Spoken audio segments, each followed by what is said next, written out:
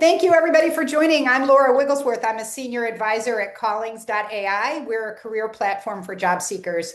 And joining me today is Garrett Rice, the CEO of Callings. He's going to do the demo towards the end.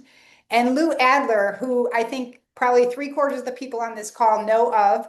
Lou has been around the block for a long time, has more experience recruiting than anybody else on the planet. So Malcolm Gladwell used to say you have to do something for 10,000 hours to be good at it. And given that definition, I think I'm a really good bicycle commuter, and Lou is a really good interviewer. So let me give him a little more of a proper introduction before I turn things over to him. I will say that today's webinar, just to set the stage, is for anybody out there who has ever walked out of an interview and thought, oh boy, I know I'm better than I came across. So too many interviews are filled with generic questions. Candidates give very polite answers, but they're forgettable.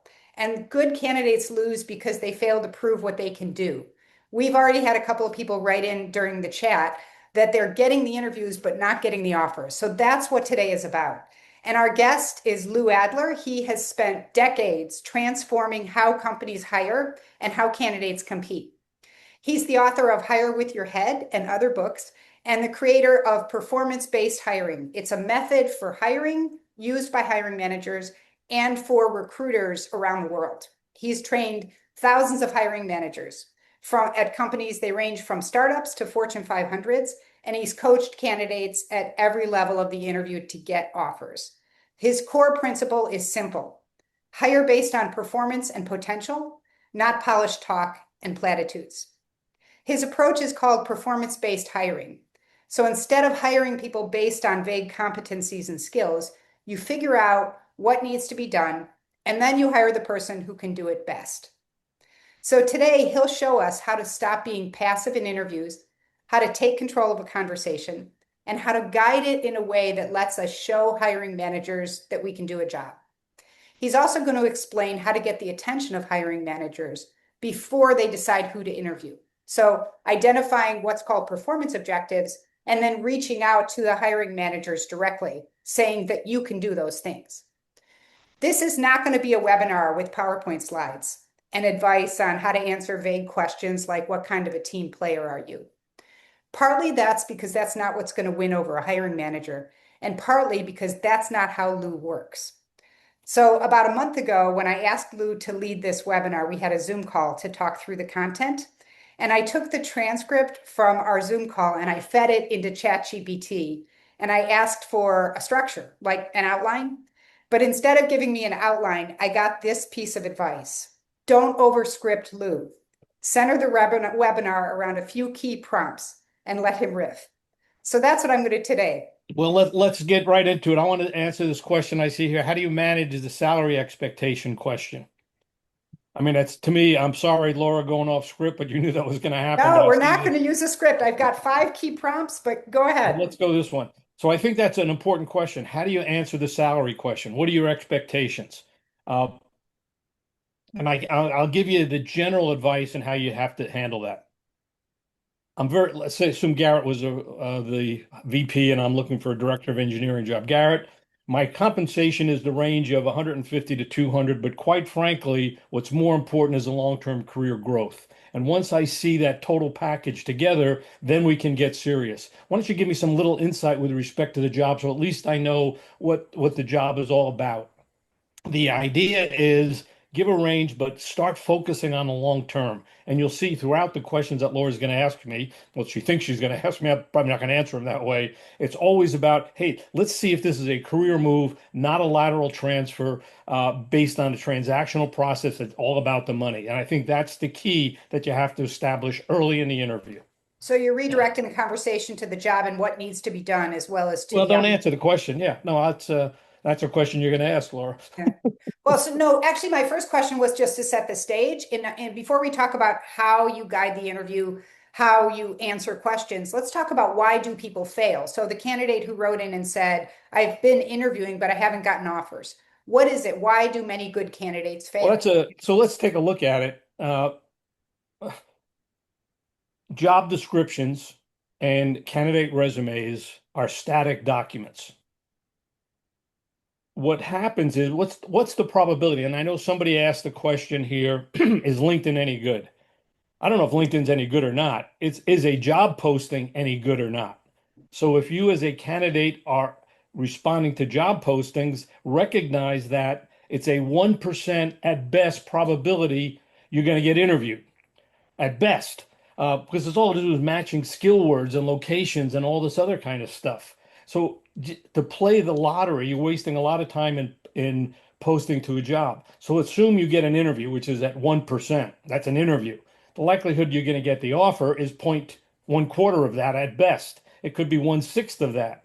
So the point being is the job posting is based on algorithms. They look at keywords, and let's get into a little bit of the predictive analytics. A keyword does not predict performance because just as many average people have the keywords as good people have the Right. keywords. But if you're being screened on keywords and years of experience, none of those things are predictable. So even if you get the interview, don't be proud of yourself. Oh, I got the interview. You got the interview because of some stupid algorithm. If you didn't get the interview, don't feel bad because it's not really predicting if you're good or not. So that's why I guess that's my answer to your question, Laura, is job postings is a terrible way to look for a job. And even if Yeah. you get one, you're probably going to be, if you even get the offer, you're probably 50% to 70% chance it's not going to be a job you want. I mean, So so what's the big deal? So in a few minutes, I'll come back to your point. I think you call it the back door. How do you get to the interview, not applying through just through the website? But before we get there, I want Yeah, to, no, that's a good question. We'll save that for a minute anyway. yeah, I want to go through sort of understand why do a lot of interviews fail, and then have you introduce in your own words what performance-based objectives are and how to identify those. So first, why do a lot of good candidates fail the interviews? We had somebody write this in before we started and said, I've been interviewed over and over again and Yeah, I'm I not. got I got the question. And I think everyone knows the question. Why do good people fail? Let's be real frank. The interview is a personality contest. It is not an interview based on your ability to do the work. So I tell my candidates, don't feel bad if you blew the interview. It has nothing to do whether you're a good person or not. Conversely, don't feel great if you got the interview. You got it because of your personality and you answered the question correctly. Most hiring managers are not assessing candidates based on their ability to do the work. They're based on the ability of, do I like this person? I go to the right school. Do I feel good? None of that stuff is predictable. Just like keywords aren't predictable. Just like years of experience aren't predictable. Just like going to a top school isn't predictable. Just as many people go to a top school aren't very good, and some of them are good. Just as many people go to a normal college are excellent and some aren't. So none of this stuff is predictable, but that's what's assessed in interview. I've actually sat in and listened to interviews, hundreds of interviews, and I said, oh God, I can't believe they asked that question. I can't believe they made that judgment at the end, which is fascinating to be part of that. It's like the fly on the wall kind of listening. So that's really the reason that uh, even if you get the interview, you're probably not going to be a finalist. Laura's going to ask me some questions on how to take advantage of that situation, but I'll leave that open. But that should be a good enough starting point. Yeah. Okay. So people fail the interviews for lots of reasons, but if we want to get closer to actually getting that offer, we need to understand your approach and what performance-based hiring is. So, what is a performance-based objective, and why does it matter more than a job description or just a vague list of skills? Okay, so I'll go back to just to give everyone a short background because I don't think many people would know who I am. Uh, I started as a recruiter in 1978. Uh, but I didn't, I was already 10 years in industry. I have an engineering background. I was running a manufacturing company when I was 32. I just didn't like the corporate politics and the fact that I was working 80 hours a week. But I was on a good career track. I didn't, the corporate politics, I didn't like, and I didn't also like my group president. So my first search assignment was for a plant manager in the automotive industry. The president had a list of skills, experience, and competencies. I just looked at that and said, Mike, that's not a job description. That's a person description. This is the president of the company that I was doing the search for it. I said, what do you want the person to do? He said, oh, I want the person to turn around the plant. Oh, let's walk through the manufacturing plant. That job description became 5 or 6 key performance objectives. Turn around the scheduling, redo the whole logistics and supply chain, understand the procurement system and rebuild it to get a work in process system that reduced inventory by 20%. It was stuff that people need to do. I have literally worked on I'm going to say 2,000 to maybe 5,000 job descriptions since then. And I always say to these hiring managers, what does this work look like? What does a person need to do? A candidate has to do that same exact thing uh, instantly in the interview. So I'll leave it up to that. But that's what a job description is a list of performance objectives that define job success. Okay, so let's reframe this pat proverbial question that we get a lot of times when we walk in. We say hello, we exchange niceties, and then you have this hiring manager who says, "Tell me about yourself." What should we Excellent. do? That is like the perfect lead to answer the right question. So I'm going to go say Garrett's the president. I'm a direct. He's the director of engineering. I'm engineering manager.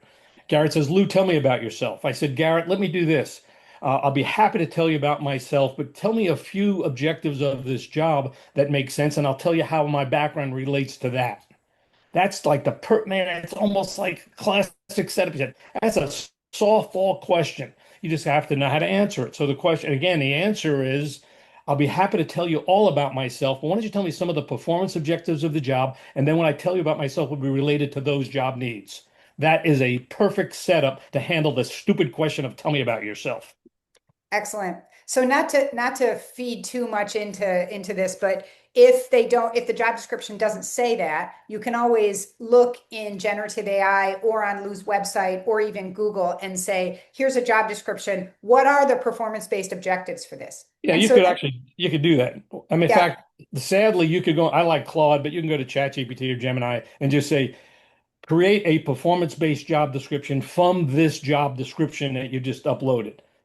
excellent. I That- mean, sadly, from my standpoint, you can just mention performance-based hiring and it will do a pretty good job for you.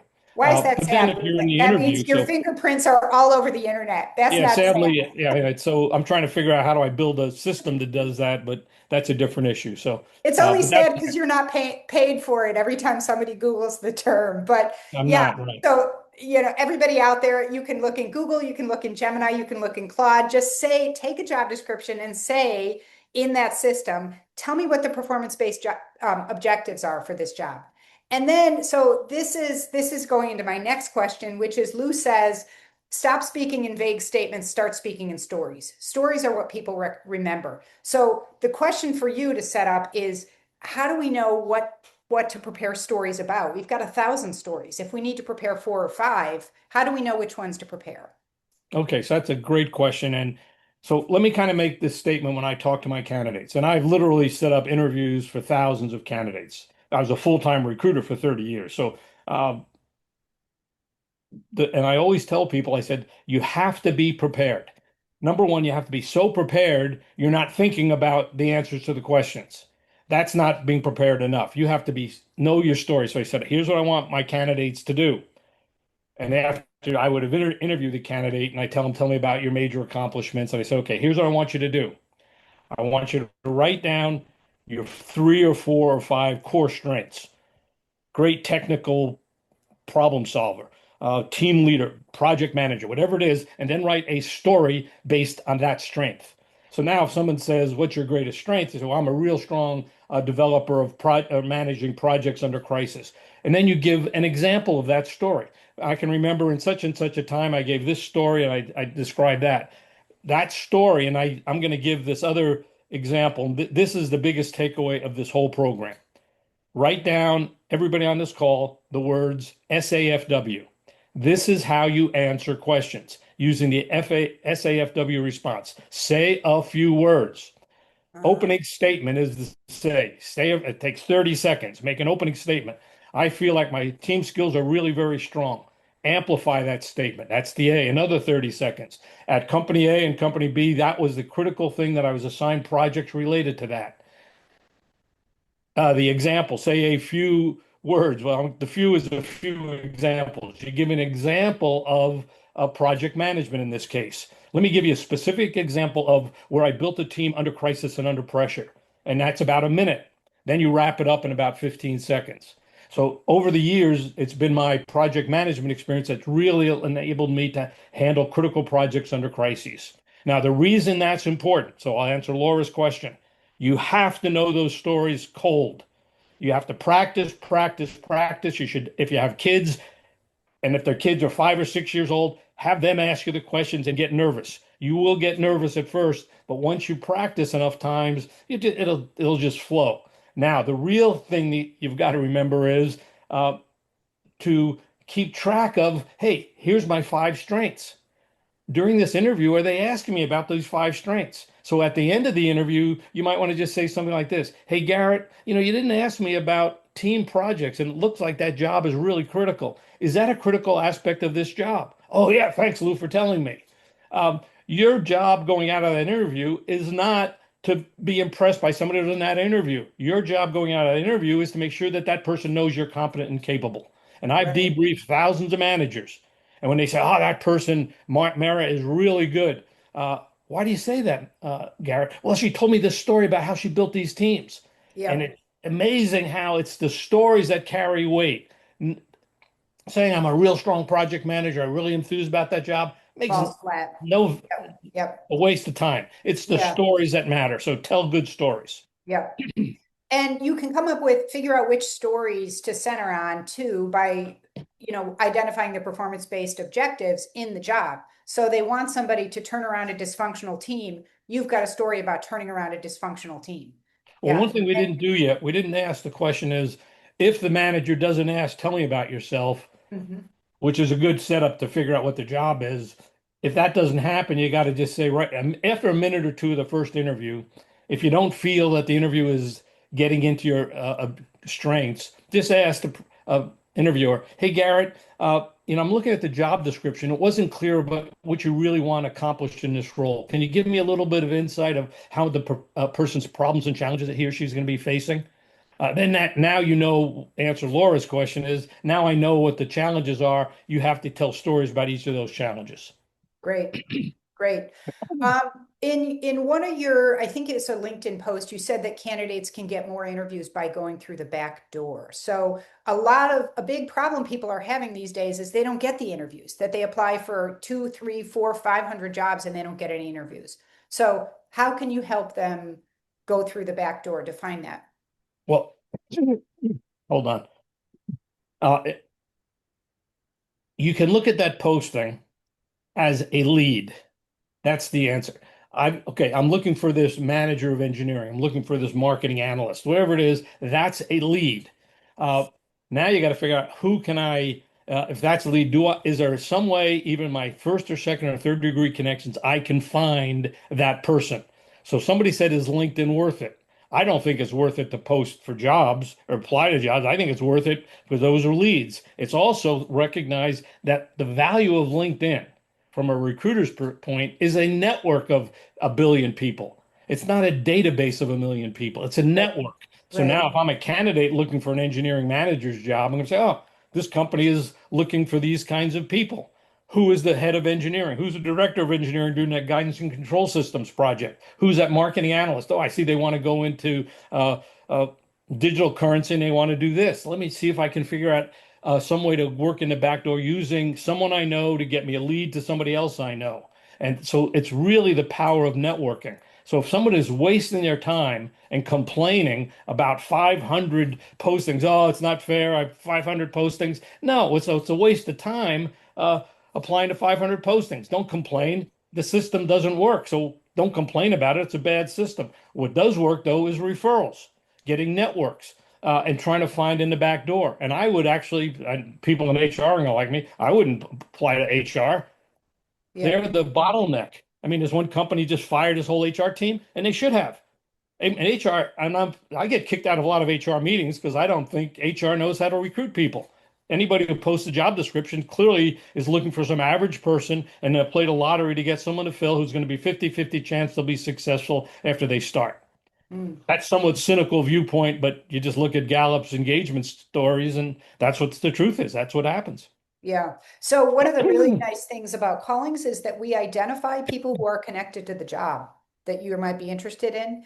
And then you can go through the back door that Lou's talking about contacting them.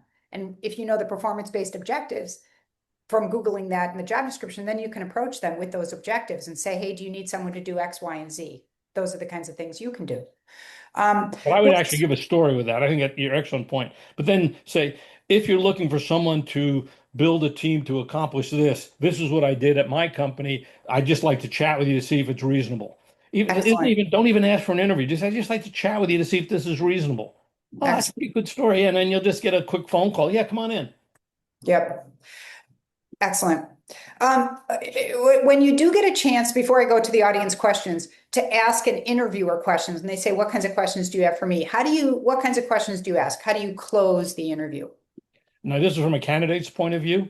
Yeah. Yeah. Okay, I misunderstood that. Yeah, I would say at the end of the interview. So again, it's my interview with Garrett. I'm going to be an engineering manager. Garrett's a VP of engineering. I would just basically. So this is what I say, Garrett.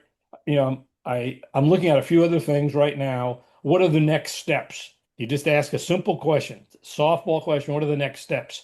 If the interviewers say it's kind of vague, it doesn't really tell you. Well, I got to see four other candidates. I got to do this. Uh, you're not going to go back. Let's be real frank. You didn't pass muster. If Garrett says, I'd like to come back next week, fine, let's schedule the date right now. Don't try to resell it. You're done. If you oversell it, you're going to say something that's going to prevent him from coming back. However, the typical thing would be vague. I got to see three or four other candidates. We'll get back to you soon. Then you know that there's something missing in your background. You say, Garrett, let me ask you this. Is there something about my background that you feel we didn't cover or you feel is deficient? I'd like to at least address it now. You got to be a little bit more aggressive in the interview. Said, and you got to push him. He said, well, not really. Oh, come on, Garrett. I know we didn't talk. Now you're thinking, you're thinking about your strengths. How did I discuss teams? Oh, Garrett, let me ask you this. I just realized we never mentioned team skills in the background. You get this like mental checklist. This is why I say the reason you got to be so prepared is to know what's not covered. Like, Mm-hmm. Garrett, is team skills part of this? I realized, oh yeah, you're right. I didn't even, oh, let me tell you about this. Now you got a chance. Oh, I really appreciate that. Thank you. Yeah, I'll get back to you next 48 hours. But if it's vague, no chance. You're done. And you got to this is like a sales call. Let's be real frank. It's a consultative Yeah. sales call. You got to take control of it. You can't be timid about it. You can't hope for the best. In general, assume you will not be interviewed accurately by anybody. Yeah. The interview is I don't even know what it is. It seems a waste of time. I actually think an AI interview done properly is probably better than a hiring manager interview. Uh, Yeah. Hiring managers are filled with bias. They're tired. And let's be also frank. I've worked with managers where they interview candidates in the morning and interview candidates in the afternoon. I know the managers in the morning, they're fresher. They're better Yeah. interviews. Yeah. Yeah. I'm good. I'm going to, Uh, in the afternoon, so if you get, yeah. go on. Sorry, you cut out there for a minute. I'm going to the chat, Lou, and I see somebody asking, what's a golden question I should always ask during an interview? You mean, so the candidate asked that? The candidate. Is I it guess just, to me it's taking control of the yeah, interview. yeah, Uh, and to me, it's the same one I asked the first search assignment I had in 1978. It's so in general, you assume you will not be interviewed accurately. Just make that assumption. And you'll know you're not being interviewed accurately if the hiring manager doesn't ask about your performance and some of your accomplishments. That's the big clue. So yeah, now you've got to turn it around to say very quickly, uh, I looked at the job description. It talks about challenges in this area and this area. Is that really the kind of work that you want this person to get focused on? There's probably a few clues in the job description that tell you. Laura's point of upload that job description to Chat GPT or Gemini or Claude and just ask, can you convert this into a performance-based job description like Lou Adler's performance-based hiring? If you just put any one of those three things, it will create a key thing. Now, so that to me, the golden question is, uh, hey, hiring manager, interviewer, what are some of the performance objectives of this job? It's not clear from the job description. Now mhm, you can answer the SAFW. Here's an accomplishment I've done related to that. And again, go back to the checklist that Laura talked about. You've got to get your strengths in there. You also, what I didn't cover is you have to have two weaknesses. What's your biggest weakness? Well, I get under pressure. I sometimes go overtime, and I do get a little demanding. But let me show you how I handled that. So you got to have some story that neutralizes a weakness. If you say I don't have any weaknesses, kiss it off, you're done. You're not going to get a job. Yeah. But let Lou, me you also mentioned, make, I got it. This is real important. Uh, with the SAFW, it's a 2 minute response. If you talk 30 seconds, one or two sentences, you're not going to get the job. I guarantee you're too quiet, too introverted. If you talk over 2.5 to 3 minutes, you're not going to get the job. You're too arrogant and too into yourself. 2 minutes is the max. The SAFW 2 minute response is the answer. Enough. Let's say this, hiring managers, interviewers don't like to interview. It's not a fun thing to do. I've interviewed tens of thousands, 5,000 people at least. I don't like it, but I did it because it was my job. But it's you like to get into a conversation with a person. Mhm. So then follow up. Is that the kind of accomplishment you think is important, Garrett? Oh yeah, but what about this and what about that? So now all of a sudden it's a dialogue, not a one-directional back and forth situation. You want to make it a dialogue back and forth, and 2 minutes is the max you can answer. 30 Mhm. seconds, you're out. 2.5 minutes, you're out. Mhm. SAFW stands for say a few words. Opening statement, amplification, few examples, wrap up. Mhm. 2 minutes. Great. Mara, I see your question here, but before I go to that, I want to go to an earlier one. Lou, a few people have asked, do you have any tools, AI tools you recommend for preparing for interviews? So you say prepare, prepare, prepare. Anything in particular that you like to that gives you feedback? We have Garrett will show when he Yeah, demos. I think, Yeah. there is a chat GPT that I put together for candidates. I don't know where it is. I can't remember it. But I did this when ChatGPT came out a couple of years ago. I created some GPTs, uh, and it's preparing. You might want to just look on ChatGPT and say, "Does Lou Adler have any information about getting prepared for an interview?" And you'll see you might be able to find it. I just can't remember it offhand. But I'll, if we have a moment at the end and when Garrett's doing it, I'll try to see if I can find a link to that. But Hmm. I also wrote a book called Hiring and Getting Hired. And that came out about 10 or 12, well, maybe longer than that. And it was Wiley didn't want to publish that book, Hiring and Getting Hired. Um, it was a hard book to write because I wrote it for both hiring managers and Right. And candidates. candidates. And I think you can get it for $5 and it's still a good book. I mean, it's got some pretty good, cool advice in it. It was a hard book to write because it had to cover two audiences. Hmm. Mara asked, what do you do if they don't ask a question that you really care about? You really want to answer something. How do you work that in? Well, I would say first I have to know what the question is, but let's assume it was uh, I don't know, I can't even think of it, but let's assume you feel that it's a team skills. I'm really strong team skills, cross-functional team skills. Just ask it. Hey, Garrett, I noticed that, and Garrett would ask you the question, do you have any questions for me? I said, well, I have one is you didn't mention at all about cross-functional collaboration. That to me seems real important as a project manager working with operations, engineering, and marketing and product. Is that true? Oh, yeah, sure. I can't believe I forgot that. Uh, so that's one that would direct it toward an important one. Let me also say this, when the hiring manager says, do you have any questions? You better have some questions. You Mhm. must have some questions. And the questions cannot be self-serving. Okay, Mhm. what's the money? What's the vacation policy? You can never ask a self-serving question until the hiring manager says, we want to hire you, we want to bring you back. Do you have any questions? Now you're in a position where you can negotiate. But do not ask self-serving questions until that tipping point has been reached where they know they want to bring you back as a finalist. Uh, Mhm. the questions you ask when do you have any questions that you should ask? Yeah, what are some challenges and projects? What are the growth opportunities of the company? How do you see this thing working? I mean, this is all, and again, when you're nervous though in an interview, and everybody gets nervous, you forget this stuff. That's why preparing, preparing, and preparing is important so you don't forget it. Mhm. It's like a sales call. Yep. I mean, the whole point of an interview is to prove I can do what you need done, not I have these competencies, I have these skills. So you have to understand during the interview, what is it that the hiring manager needs to have done? And you can do that. So you talked, I actually, I'm not sure if you mentioned this today or in our Zoom call to prepare, but you said you've got to know early on in the interview, what does success look like? So clarify that up front so you know. You could say that at the next 10 minutes, and that's probably the most important part of this whole call. Yeah, what does success look like? Yeah. Okay, I'm going to some of the questions here in the chat, so feel free to keep writing them. But I'm sorry, I'm not going in order because I'm not going all the way to the top. But I read the golden question. Oh, some people said Bill Lazar says, yes, Lou, you're right. HR does not know how to hire. Um, Yeah, I get kicked out of a lot of HR meetings. So, um, okay, so somebody, Anita says she's tried contacting hiring managers, but she gets ghosted. She never gets a response. Any advice for that? uh, that's such an important question. Let me kind of give it a little bit a sideways answer. And I asked somebody, a candidate asked me this last week, but I remember something about 10 or 12 years ago, and you'll see how the story relates.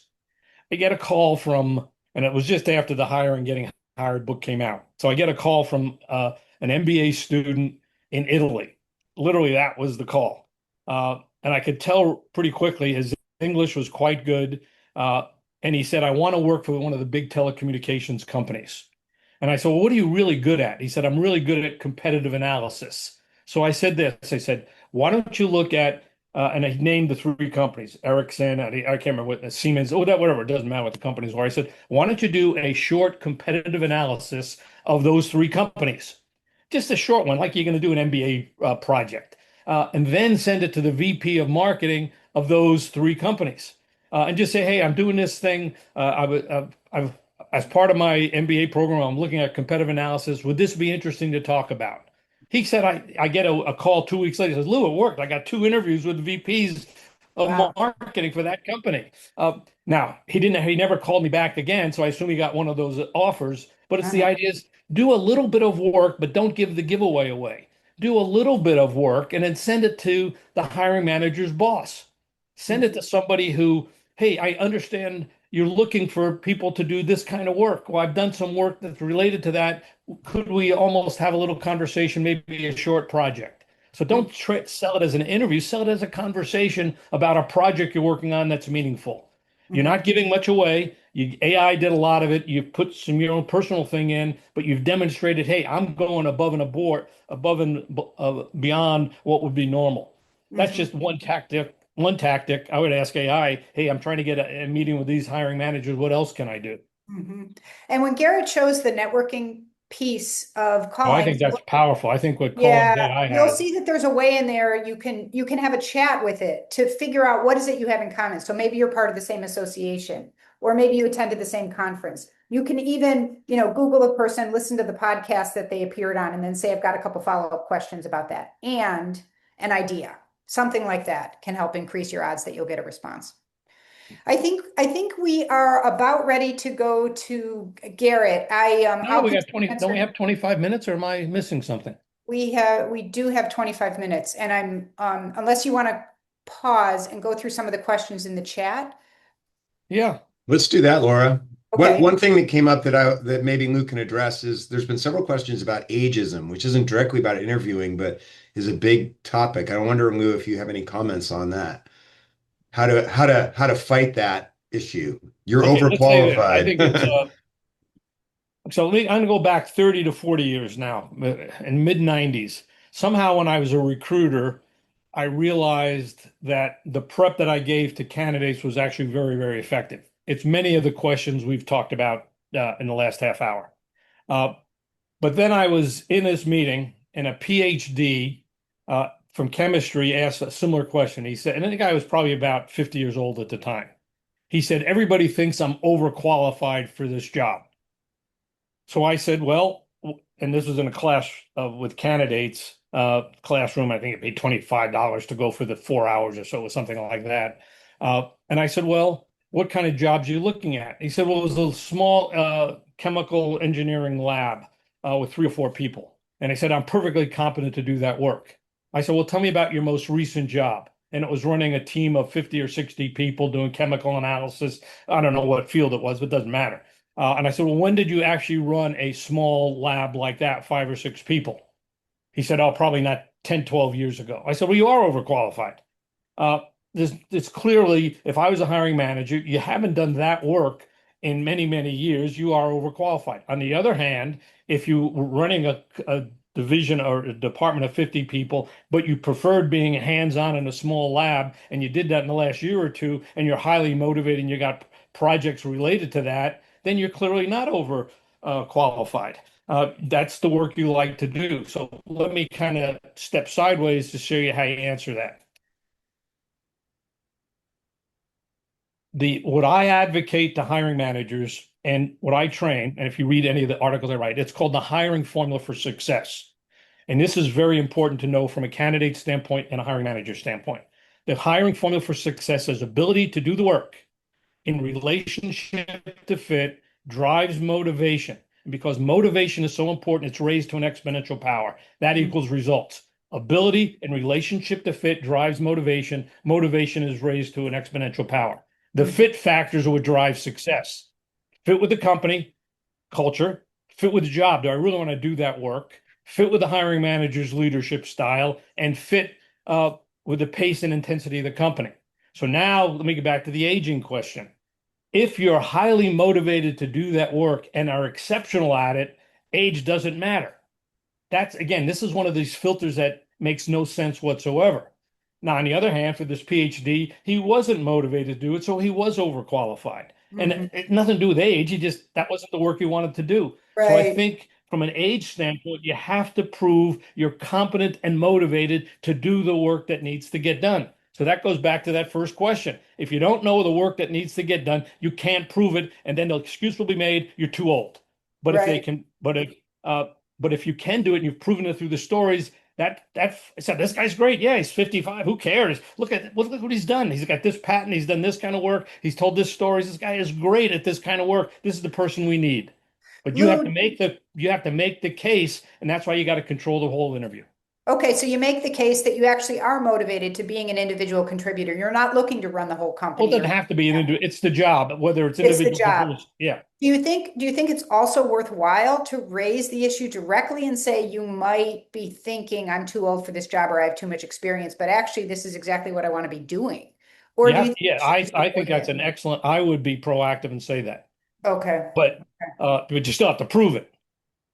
And this is what I said earlier. By asking the question about what's the work, so many candidates are so timid about the job and they're so hungry for the job that they're afraid to ask that question. But I Mhm. guarantee if you ask the question, uh, just like even Laura said, hey, I know what you think is an old guy, but if you tell me about the job, maybe the work is aligned to what I've been working on recently. Just asking the question, you're in the top half of all candidates because Mhm. 90%, you're probably in the top 25% of all candidates because most candidates are afraid to actually ask the question. But Mhm. so you'll be a finalist. If you actually can do the work, you'll get an offer more times than not. Uh, Mhm. but if you don't ask the question, it's random luck. You've just kind of set your sheet. I mean, an interview is a sales call. Let's recognize that. Yeah. And you got to handle it. So I think that's an important way to handle it. I want to give some advice to Deborah Cohn, who says I'm a finalist for a job that I really want. There are three finalists. It's been a month since I've heard from them. What should I do? That's not a good sign. Uh, so now, if you did this on your own without a recruiter, it's a little bit different.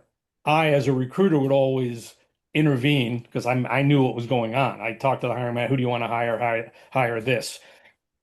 If I didn't know that as a candidate, I'd probably say, I haven't heard from you in a long time. I Mhm. started doing some research about your company in this area, and I recognize that the CEO put a press release out for this, and you're trying to do that. There's work that I've just related to do that might make sense and might pique your interest. I'd love to chat with you about it. You got to Mhm. take some indirect method to get back into the game. It can't be what's happening, what's Do happening. you You have an got to, update for me? just Yeah. in a sales technique, you got to kind of do something else. Hey, I got this other idea. I'd like to share it with you. Yeah.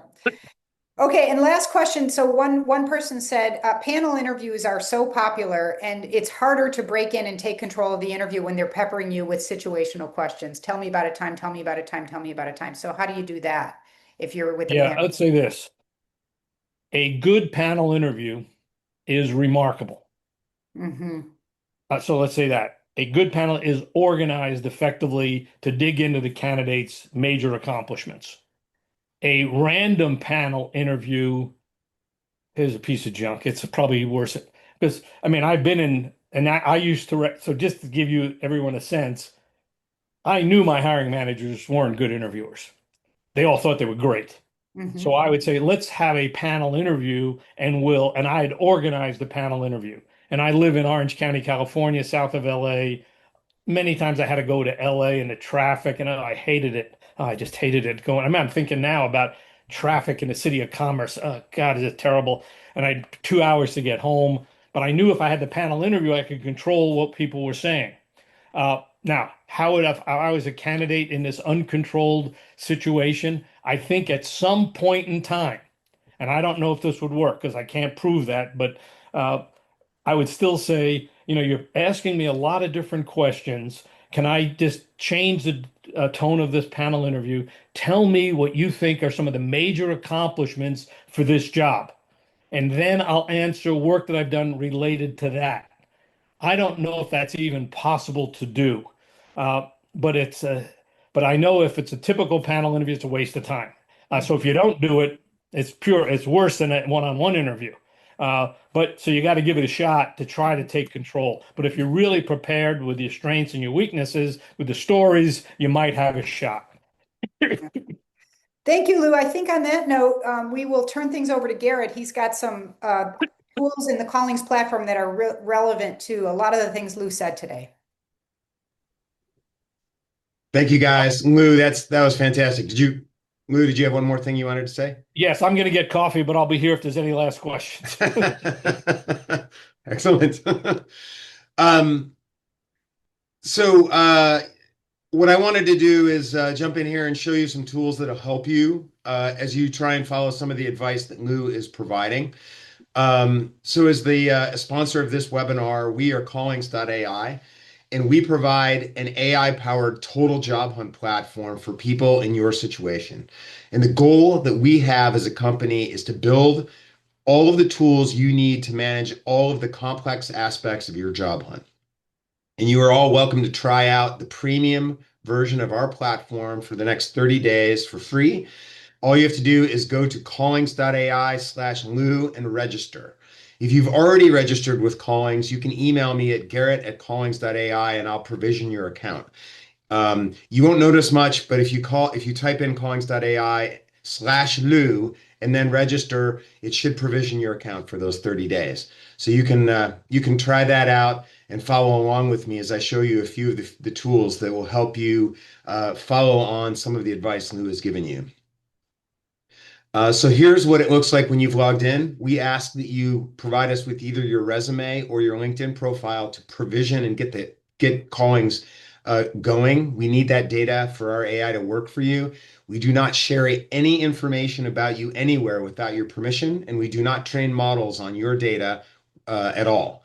So your data is safe and secure with us.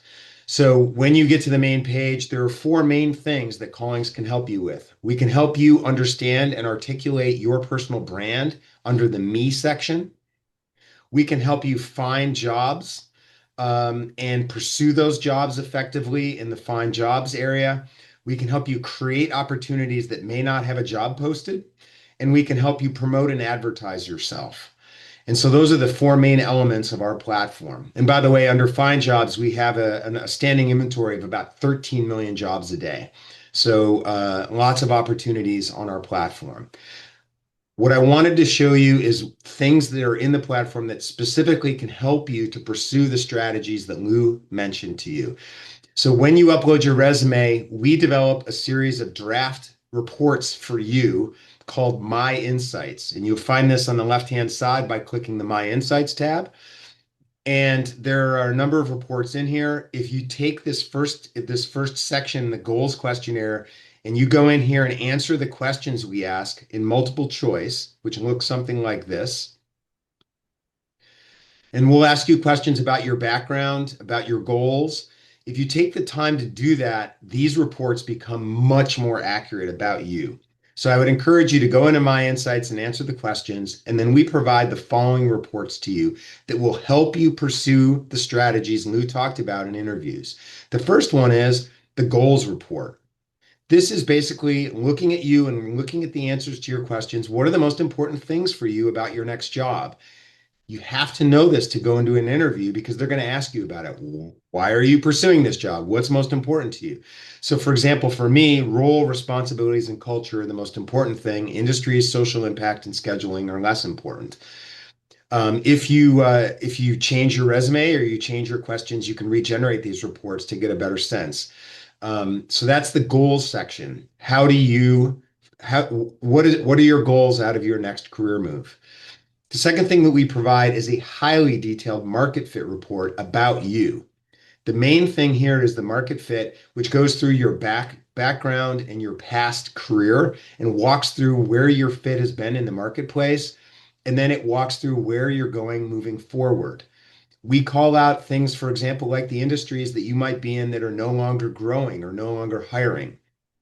And so this helps you to steer your career to the places where there's light and opportunity. We also call out different sectors where we know where we know companies and organizations are hiring. So you can go through those sectors and find the companies that might be worth pursuing.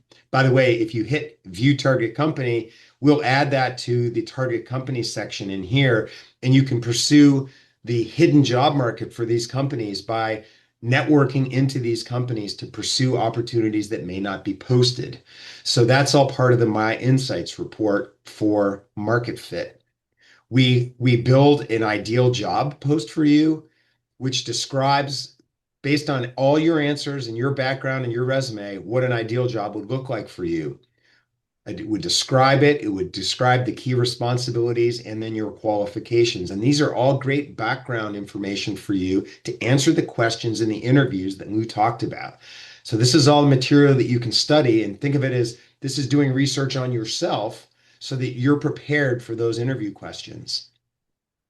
We then do a brand elements report for you, which basically helps you to articulate your personal brand and your personal value in this process, the job hunt process. We help you with a 20-second elevator pitch, a 2-minute pitch. By the way, this is exactly the length of what Lou suggested that you do when you do your opening statement in the interview, 2 minutes or less.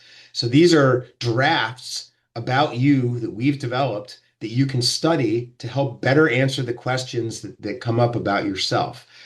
My recommendation is that you read these and study these and then put it into your own words, but at least you have work product here about your personal brand that'll help you. We provide a professional summary, those one phrase headlines that might be helpful to describe in a nutshell what your value proposition is. We call out things that make you unique, top 10 skills that are part of your background, and top 10 achievements. And these top 10 achievements are the different entry points for you to be able to answer the questions in the interviews the way Lou suggested. And so what a lot of our users do is print this out and study it, like kind of like an actor studies a script, to help memorize ways to talk about yourself, because it is not natural to talk about yourself in this way. And so using this, you can use the techniques Lou suggested and have the answers ready for you across a spectrum of your career.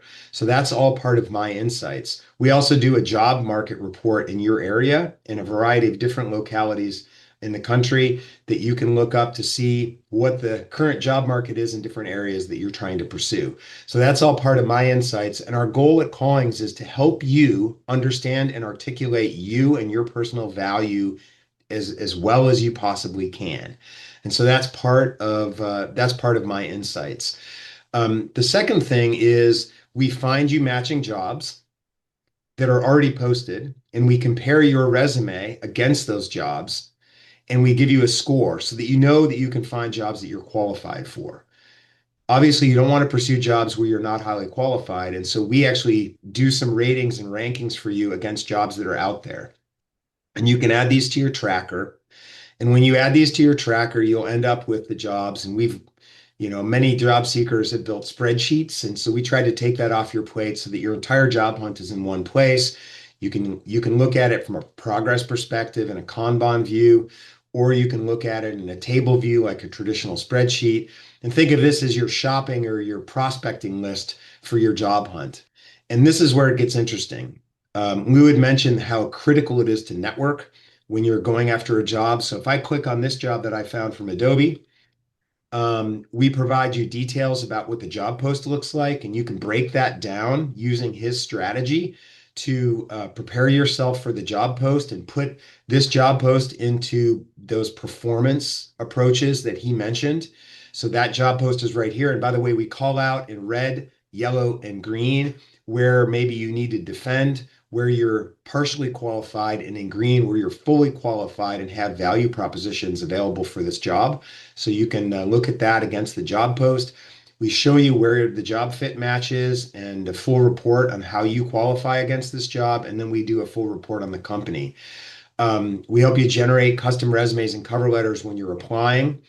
But it's important to note that when you apply for a job in the modern job hunt, you're just submitting your job against hundreds of other job candidates. So the most important thing after you apply, which we help you do, is to network. And this is where Callings is unique. We call out 5 to 7 people for every job in your tracker that you're pursuing that you can do outreach to. And these are people that are connected not just at the company, but to the role you're applying to. We tell you all about them. We give you an outreach strategy. We tell you what you have in common with this person, what interests they have, and what their work history is. And then when you hit reach out, we draft an outreach message to try and make an introduction and get a conversation going with this person. And then if you hit open draft email, we will actually draft an email and find their email address so that when you're networking, you're going right to the person. You're not going through, for example, LinkedIn's InMail, which they may be ignoring. So, our recommendation is when you find a job that you love, apply to it, and using our networking tools, network to the 5 to 7 people we find, and then click on My LinkedIn Contacts, and we will find the people in your LinkedIn network that are connected to this job too. And so if you apply to a job and you network to these 7 people and a few people that are part of your network, think of it. You apply to 3 jobs a day and you're networking to 10 people, you're expanding your network by 30 people. And this helps you get in. This helps you talk to people inside the company, get the valuable information about the job and the role that will help you present yourself in that interview. So these are critical tools that will help you in your job hunt. We provide much more in Callings. You can, for example, target companies that don't have an open position, and we can help you create what's called a speculative role, which is the dream job you wish you had at that company. And if you if you create that speculative role, it will also show up in your job tracker, and then you can actually pursue that job. And the way that works is if you click on that speculative role, for example, this one in Autodesk, we will tell you what a role that you'd be perfect for would look like. And then we likewise give you the networking contacts to reach out and say, this would be what I'd love to do. I've always wished I could work at Autodesk. Here are all the backgrounds that make me a qualified candidate to do this work. Is this something you need at your company? And you can do the same thing, networking for jobs that aren't posted. So those are 2 really main elements of Callings. We also, for example, help you build your own personal marketing campaign. So I think you all know that in this environment, you need to be generating algorithmic reactions to you as a candidate. So we basically allow you to build your own personal brochure that advocates and advertises for you. It allows you to introduce yourself and tell your own personal network to advertise and promote you. It allows you to post on social media. We have the ability also to generate thought leadership posts based on your background that you can post on social media, and that's all part of the platform, and there's much more. The final thing I want to point out is that for every job that you pursue, we generate a detailed interview report that you can use. Let me find one here that's been generated. And what we do is using the principles that Lou talks about, we help give you a pep talk for your candidacy, call out things that may be pitfalls that you can protect against, and generate a strategy for you for pursuing this using these performance approaches that he recommends. We'll call out the interviewers that you're likely to meet and what their expectations are at that stage in the interview process.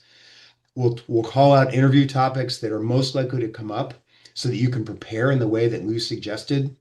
We call out interview questions that are likely to be asked of you and how to answer those questions. behavioral questions that are very common that come up in every interview that you can prepare for using things like the STAR method, and then questions you can ask. This is all editable, so you can go through, go to Lou's website, use his approaches, and add the additional elements that he recommends. And then we also provide other resources for preparing. And so what I'd recommend is print this entire report out, study it, practice it. I love Lou's recommendation that you get somebody to practice with you, maybe even a kid,